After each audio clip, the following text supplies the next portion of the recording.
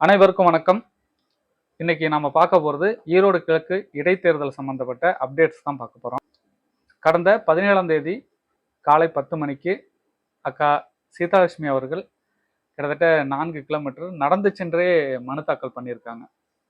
என்ன விடயம் அப்படின்னா, 3 நாட்களுக்கு முன்பே தேர்தல் ஆணையத்திடம் இது மாதிரி ஒரு 50 பேரோட பேரணியாக சென்று மனு தாக்கல் பண்ண போகிறோம் அப்படின்னு அனுமதி வேண்டி கடிதம் கொடுத்துருக்காங்க. ஆனால் அப்போதோ இல்லை அன்றைக்கு மறுநாளோ தேர்தல் ஆணையம் எந்த தகவலையும் தெரிவிக்காம நிகழ்வு தொடங்குறதுக்கு கொஞ்ச நேரத்துக்கு முன்னாடி பேரணிக்கு அனுமதி இல்லை அப்படின்னு சொல்லி அதை தடுத்துருக்காங்க.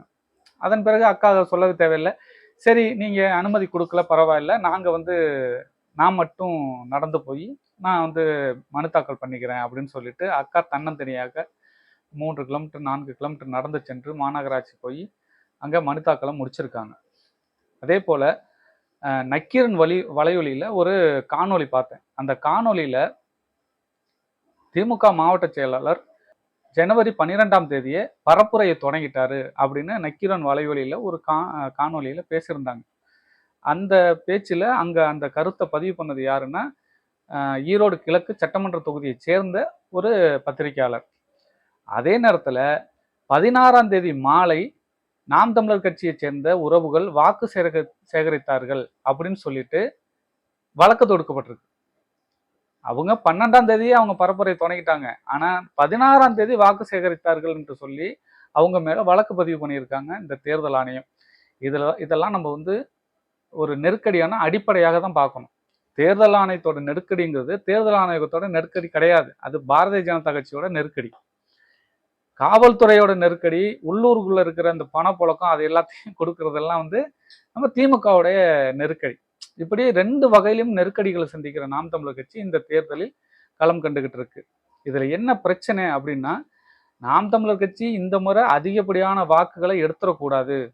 குறைஞ்சது இப்போ அதிமுக வாக்காளர்கள், தேமுதிக வாக்காளர்கள், ஏன்னா ஏற்கனவே வி.சி. சந்திரகுமார் அவர்கள் தேமுதிகவில் நின்று போட்டிட்டு வெற்றி பெற்ற தொகுதி அது. அப்போ அவர் தேமுதிகவுக்கு துரோகம் பண்ணிட்டு திமுகவுக்கு போனதுனால அந்த அதிருப்தி வாக்குகள் நமக்கு நாம் தமிழர் கட்சிக்கு வரும் அப்படிங்கிற சூழல்லாம் ஈரோடு கிழக்கு சட்டமன்ற தொகுதியில் இருக்கு. அந்த அடிப்படையில் அப்படி இருந்தாலும் நாம் தமிழர் கட்சிக்கு வாக்குகள் செல்லக்கூடாது. அதுக்கு நம்ம எந்தெந்த வகையில் நெருக்கடிகளை கொடுக்க முடியும் அப்படிங்கிறத திமுகவும் பாஜகவும் ஒன்று கூடி வேலை செஞ்சுக்கிட்டு இருக்காங்க அந்த தொகுதியில்.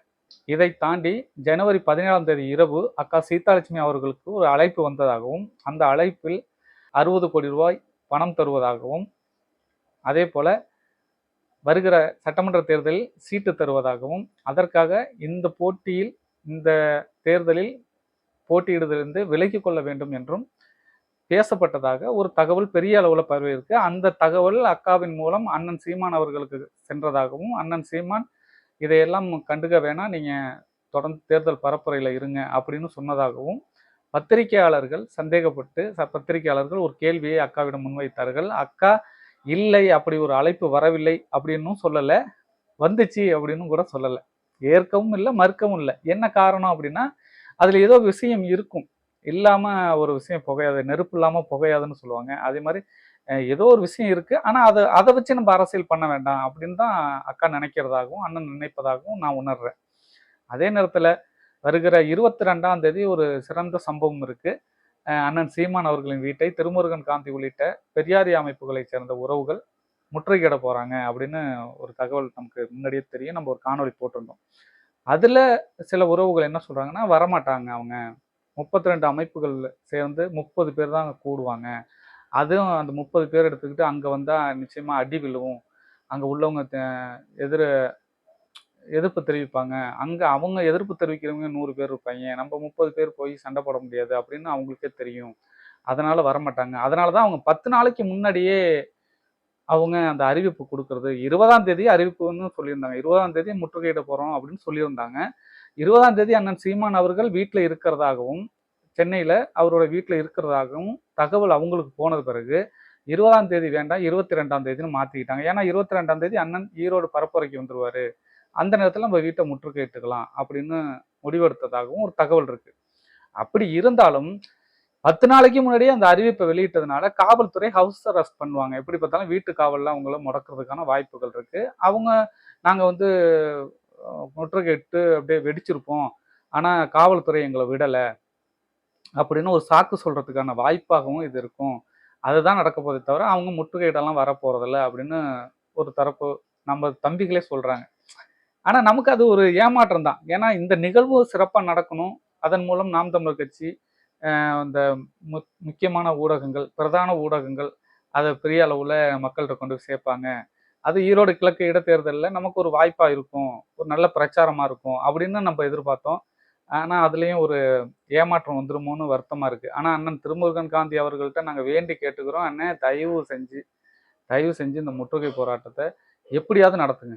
உங்களை வீட்டு காவலில் வச்சா கூட கொல்ல பக்கமா ஏறி குதிச்சாவது வந்து இந்த முற்றுகை போராட்டத்தை நீங்க நடத்தணுங்கிறது தான் எங்களோட விருப்பம். உறுதியா நடத்துங்கண்ணே. அது வந்து நாங்க ரொம்ப எதிர்பார்க்கிறோம். அதனால நிச்சயமா அண்ணன் அவர்கள் அதை நடத்துவாருன்னு நம்ம நம்புவோம். அதே மாதிரி தேர்தல் ஆணையம் இன்னும் நமக்கான சின்னத்தை ஒதுக்கல.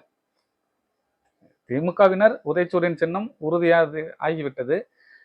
ஜனவரி 12ஆம் தேதியே தேர்தல் பரப்புரையை அவங்க தொடங்கிட்டு தான் சொல்றாங்க. ஆனா நமக்கு இன்னைக்கு தேதி வந்து 19 ஆகுது. இன்னைக்கு வரலையும் நமக்கு சின்னம் கிடைக்கல. நம்ம எவ்வளவு நெருக்கடியா சின்னம் இல்லாமலே நம்ம பரப்புரையை தொடங்கிட்டோம். ஆனா சின்னத்தோட போனோம்னா நமக்கு இன்னும் சிறப்பா இருக்கும். சின்னம் இல்லாமலே நம்ம தம்பிகள் ஈரோடு கிழக்கு இடைத்தேர்தலில் சட்டமன்ற தொகுதியில் அவங்க தேர்தல் பரப்புரையை தொடங்கிட்டாங்க. ஆனால் நமக்கு சின்னம் வந்து எவ்வளோ சீக்கிரம் கிடைக்குதோ அவ்வளோ சீக்கிரம் நம்ம இந்த சின்னத்தை மக்கள்கிட்ட கொண்டு போய் சேர்க்கலாம். நமக்கு எப்போதும் போல இப்போ தமிழ்நாடு முழுக்கன்னு சொல்லும்போது நம்ம இணைய வழியில கடத்துவோம்.